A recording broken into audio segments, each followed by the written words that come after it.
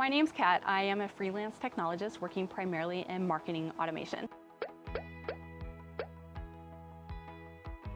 For the Bitsbox team, I help with communication pieces. I also build mini apps for kids to play.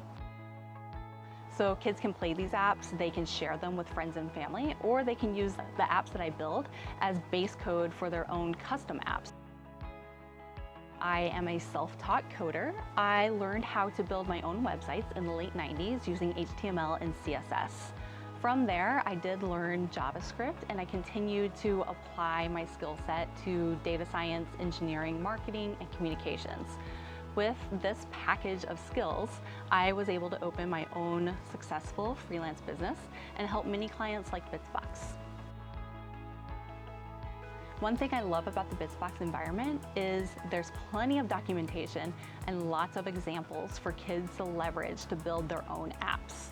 I think this is amazing. I didn't have this when I was teaching myself how to code, and I would have loved to have the documentation that's available in the coding environment when I was younger. Get messy.